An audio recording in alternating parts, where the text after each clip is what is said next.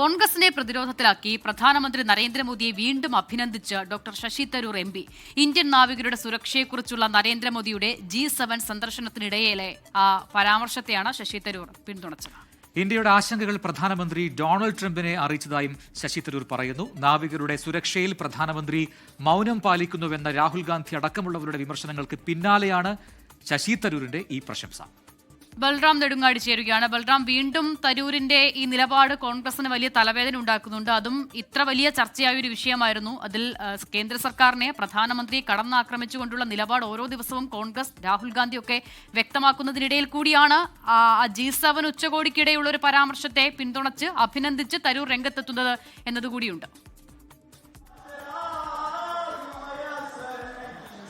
അസിത പ്രജിൻ, നേരത്തെയും പലതവണ വിദേശ നയം അടക്കമുള്ള വിഷയങ്ങളിൽ പ്രധാനമന്ത്രി നരേന്ദ്രമോദിയെ അഭിനന്ദിച്ചുകൊണ്ട് ശശി തരൂർ MP കോൺഗ്രസ് നേതൃത്വത്തെ, പ്രത്യേകിച്ച് രാഹുൽ ഗാന്ധിയെ തന്നെയും പ്രതിരോധത്തിലാക്കിയിട്ടുണ്ട്. അതിൽ ഏറ്റവും ഒടുവിലത്തേതാണ് ഈ ഇന്ത്യൻ നാവികർ US ആക്രമണത്തിൽ കൊല്ലപ്പെട്ടതുമായി ബന്ധപ്പെട്ടുള്ള സംഭവത്തിൽ പ്രധാനമന്ത്രിയെ കടന്നാക്രമിക്കുകയായിരുന്നു കോൺഗ്രസും രാഹുൽ ഗാന്ധിയും.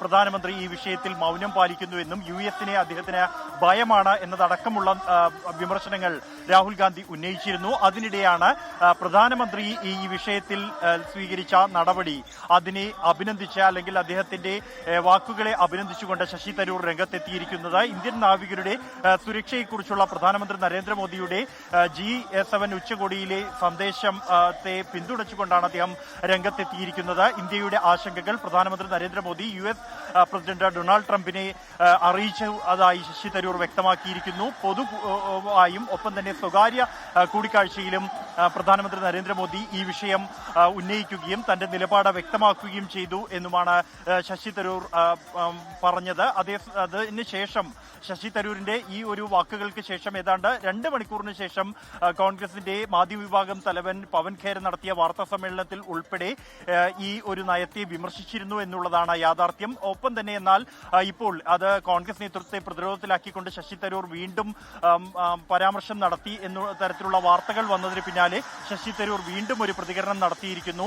സിവിലിയൻ നാവികരെ സംരക്ഷിക്കുന്നതിനെ കുറിച്ചുള്ള തന്റെ പ്രസ്താവന പക്ഷപാതപരമായ രാഷ്ട്രീയ വിവാദമാക്കി വളച്ചൊടിക്കുന്നത് അസാധാരണം എന്നാണ് അദ്ദേഹത്തിന്റെ പ്രതികരണം. ഒപ്പം തന്നെ ചില ആളുകൾക്ക് ആ ആശങ്കകൾ പരിഹരിക്കുന്നതിനേക്കാൾ രാഷ്ട്രീയ പോയിന്റുകൾ നേടുന്നതിലാണ് താല്പര്യമെന്നും ഇന്ത്യക്കാരെ കുറിച്ചുള്ള ആശങ്ക നമ്മെ വിഭജിപ്പിക്കരുത്, ഒന്നിപ്പിക്കണം എന്നുമാണ് ശശി തരൂർ X-ലൂടെ പങ്കുവച്ചിരിക്കുന്നത്. അസിത പ്രജിത്ത്, കഴിഞ്ഞ ലോക്സഭാ തെരഞ്ഞെടുപ്പിന് തൊട്ട് മുൻപ് വരെ അത്തരം പ്രശംസകളൊക്കെ നിരന്തരം നടത്തുന്ന ഒരാളായിരുന്നു ശശി തരൂർ. പിന്നീട് കോൺഗ്രസ് നേതൃത്വം ഇടപെടുന്നു. പിന്നീട് അത്തരം പ്രശംസകൾ കണ്ടില്ല. ഇപ്പതാ വീണ്ടും അതേ ട്രാക്കിലേക്ക് ശശി തരൂർ വന്നു എന്നുള്ളതാണ്.